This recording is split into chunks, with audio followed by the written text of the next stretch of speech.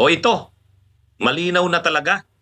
Kaya pala, ngayon natin nakumpirma, kaya pala talagang yung yabang ni Sara Duterte na handa silang harapin ang impeachment, ay wala. Ang totoo, natatakot sila sa impeachment. Kaya nga nag-file na sila ngayon ng petition sa Korte Suprema na ipatigil ang impeachment laban sa kanya.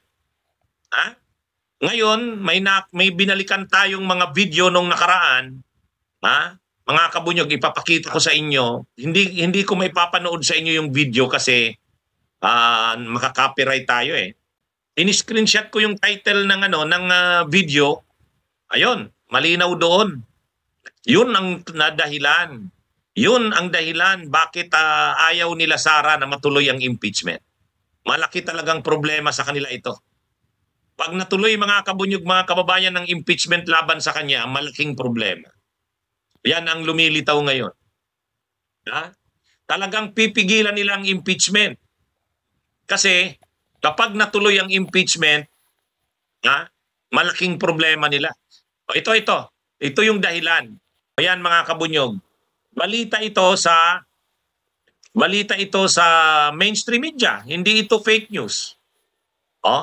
Anong sabi diyan? VP Sara says she knows about bank accounts presented during House hearing. Yun. Kita nyo na? Noong hearing sa Kamara, may ipresenta na mga bank accounts ni Sara. May mga ipresentang bank accounts. Ngayon, tinanong si Sara ng media, anong masasabi niya sa mga bank accounts na yon? Pinanood ko yung video na yan mga kabunyog, yung video na yan, pinanood ko yan sa Manila Bulletin yan na video, kaya lang hindi ko kasi ma-download kasi makaka-copyright ako. Nang pinanood ko yan, sabi ni Sara Duterte, kumpirmado niya na existing nga yung mga bank accounts. So yun una yung mga bank accounts na sinasabing kanya ay existing. Yan existing.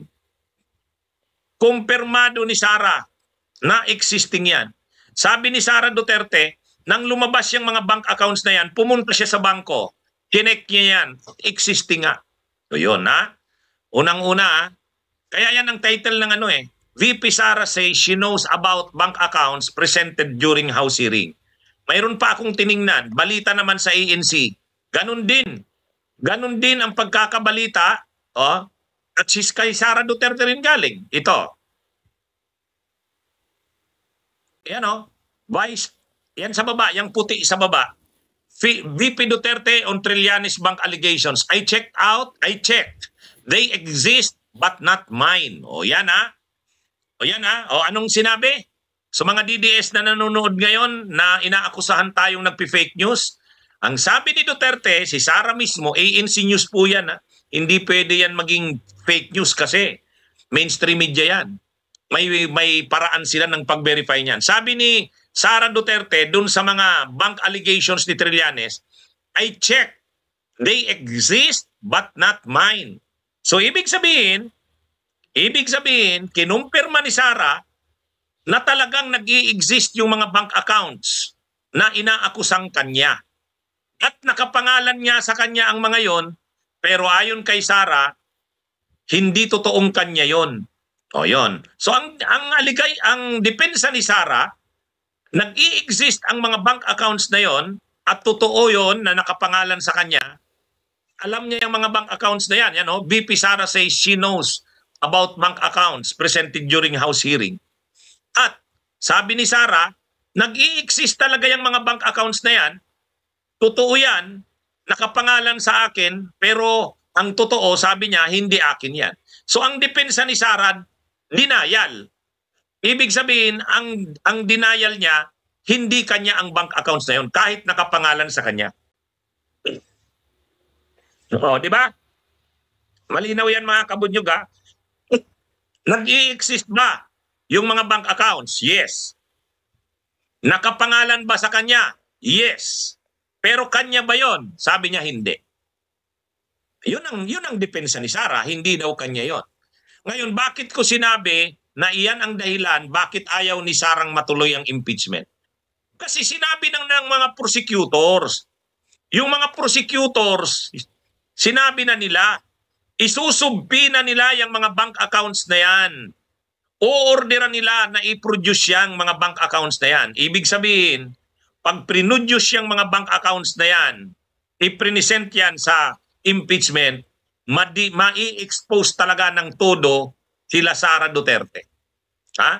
Makikita dyan kung gaano kalalaki ang amounts. Mga kabunyog, makikita dyan. Pag nakita dyan kung gaano kalalaki ang mga amounts na yan, ang sunod na tanong, saan ang galing yan? Ang depensa ni Sara, hindi kanya yan. Pagamat nakapangalan daw sa kanya, hindi kanya yan. Ay, weak na ano yan, defense. Weak na defense.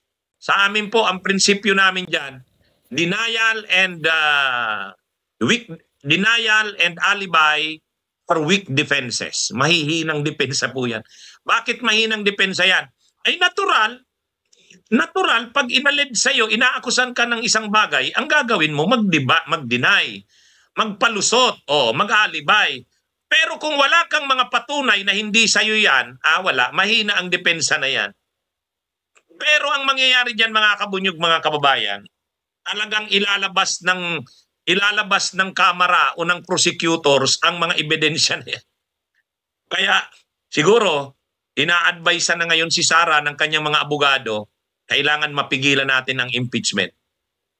Kasi mahihirapan tayong idepensa ka. Mai-expose ka ng todo. Inamin mo na may bank accounts na nag-i-exist, inamin mo na nakapangalan sa'yo, tapos ang sasabihin mo, hindi mo alam kung sinong nagbukas noon. Weak defense yan. Kaya yung mga ganyan na depensa ni Sara, pagdating sa impeachment, imagine niyo ipapakita sa buong bansa. Ipapakita sa buong bansa kung magkano ang laman ng mga bank accounts na yan. Kahit sabihin niya pang hindi kanya yung bank accounts, pinakapangalan lang sa kanya pero hindi kanya, malalaman na ng buong bansa, matindi pala ang laman ng mga bank accounts na yan. O yan mga kabunyog, mga kababayan. Di ba? Yan talaga. Sa tingin ko, malinaw na ngayon, yan ang dahilan. Bakit ayaw ni Sara Duterte na matuloy ang impeachment? Kaya yung mga unang mga sabi niya na, wala sa aking problema yung impeachment, handa naming harapin yan.